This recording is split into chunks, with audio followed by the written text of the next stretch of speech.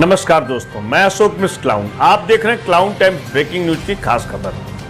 आज हम बात करेंगे ज्ञानवापी मस्जिद मामले में वादी प्रतिवादी पक्ष के विद्वान अधिवक्ताओं की बहस सुनने के पश्चात कोर्ट ने फैसला सुरक्षित कर लिया है।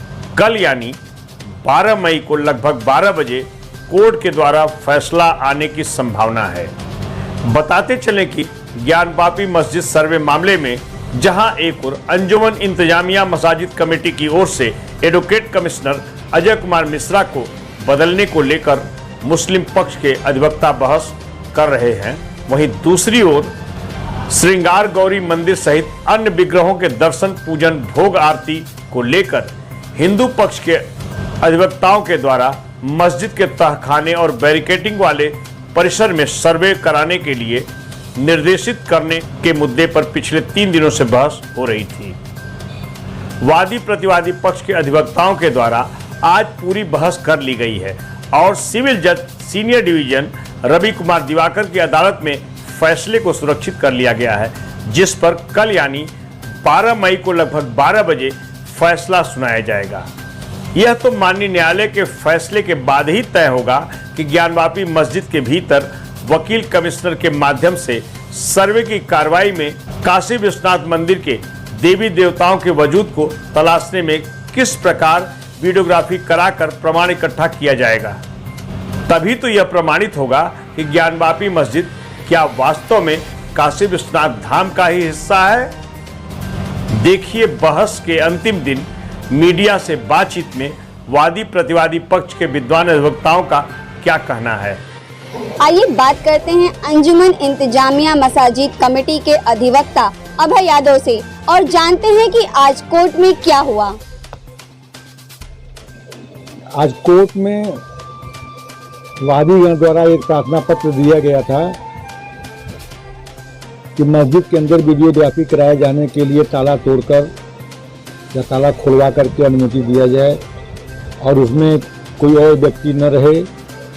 इस पर हमने आपत्ति जताई और उसी पर आज बहस पूरी हुई है। तो फैसला क्या हुआ कि मतलब वो ताले की चाबी कहाँ है? अगर वो चाबी रहेगी तो ताला तोड़ने की तो जरूरत ही नहीं पड़ेगी। ये जो मस्जिद है इसकी इंतजाम करने वाली जो कमेटी है वो पूरा मस्जिद उनके कब्जे में है। ताला कमेटी का बंद है और उसको तोड़वाने का अधिकार न तो वादीगण को है न तो प्रशासन को है।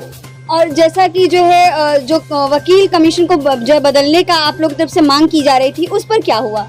उस पर भी सुनवाई हो चुकी है और इन दोनों प्रार्थना पत्रों पर कल निर्णय सुरक्षित है।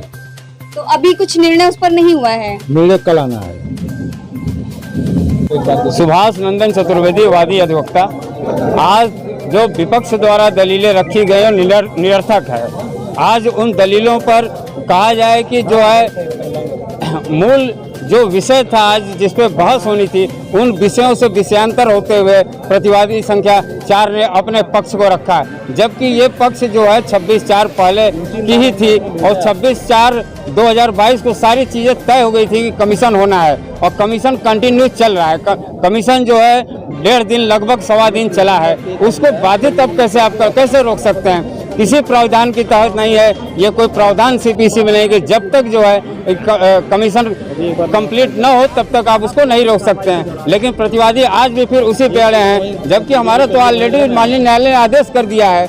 सारे पक्ष सुनने के बाद न्यायालय ने कल के लिए आदेश को सुरक्षित रख लिया है। तो कमीशन अभी सुचारू रूप से आगे भी नहीं बढ़ा है, एक कदम भी नहीं, केवल बाहरी दीवारों को हम लोगों ने केवल जो है वीडियोग्राफी किया है। जब अभी कुछ हुआ ही नहीं तो उस पर रोक लगाने की बात या वो निष्पक्ष नहीं है वाइस रैंक कमिश्नर, ये आपने कैसे तय कर लिया? ये तो रिपोर्ट जब कमिश्नर अधिवक्ता प्रस्तुत करते न्यायालय में तब आप रखते कि भाई ये सही इन्होंने किया कि गलत किया है, ये निष्पक्ष हैं, वाइस्ड हैं कि नहीं है। ये तो उस समय रिपोर्ट पेश करने के बाद की स्थिति थी, जिसको आज आप बाधित कर रहे हैं। ये हमारे ख्याल से ये सरासर गलत है। एडवोकेट कमीशन लॉफुल नहीं है, इलीगल है। किस तरह की बेसलेस प्ली उन्होंने रेज करी उसको मैंने आंसर करते हुए स्पष्ट किया है कि ये स्टेज वो नहीं है जिस पर इन चीजों को आंसर किया जाए, क्योंकि जो ऑर्डर ये ट्रायल कोर्ट पहले कर चुका है, जिसको honourable high court of Allahabad appeal कर चुकी है, उसको इस स्टेज पर आकर के जब आधी एडवोकेट कमीशन भी पूरी हो चुकी है, एडवोकेट कमीशन स्टार्ट हो चुकी है, उसको ना चैलेंज किया जा सकता है और ना प्रोसीजरल लॉ मेरे को बाउंड करता है उसको सुनने के लिए, ना प्रोसीजरल लॉ कोर्ट को बाउंड करता है उसको एंटरटेन करने के लिए। क्या आज जो कोर्ट के अंदर हुआ है वो यही है, जो ऑब्जेक्शन इनके द्वारा 7 तारीख को रेज किया गया था उसके आर्गुमेंट्स दोनों पार्ट से कंक्लूड कर दी गई है, दोनों साइड से कंक्लूड कर दी गई है। कल 12 बजे ऑर्डर आ जाएगा, स्पष्ट हो जाएगा एडवोकेट कमीशन कब, कैसे, कितने बजे, किन किन अधिकारियों की मौजूदगी में, किन के कोऑर्डिनेशन से कब होगी और तहखाना खोला जाएगा, तोड़ा जाएगा या क्या होगा वो कल स्पष्ट। एक सवाल, आज माननीय न्यायालय के समक्ष हिंदू पक्ष के अधिवक्ताओं ने सभी बिंदुओं पर मुस्लिम पक्ष के अधिवक्ताओं के द्वारा जो प्रार्थना पत्र दे के आपत्ति दर्ज कराई गई थी उसके निराकरण किया गया।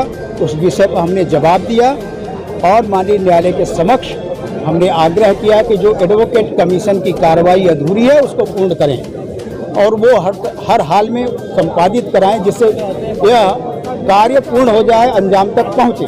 निसंदेह माननीय न्यायाधीश महोदय कल अपना निर्णय सुरक्षित रखे हैं और वो कल ही तय होगा 12 बजे की इस पे कौन जाएगा कौन नहीं जाएगा। और माननीय न्यायाधीश महोदय से भी हमने निवेदन किया है कि वो अपने गरिमा में उपस्थिति में इस एडवोकेट कमीशन की कार्रवाई का संपादन कराएं। वकील कमीशन को जो बदलने की बात की जा रही थी उस पर क्या बात हुई? हिंदू पक्ष के अधिवक्ता होने के नाते वकील कमीशन को बदलने की बात, इसके पूर्व 2 एडवोकेट कमिश्नर नियुक्त हो चुके थे और उनको वो आए नहीं किन्हीं अदृश्य शक्तियों के दबाव के नाते।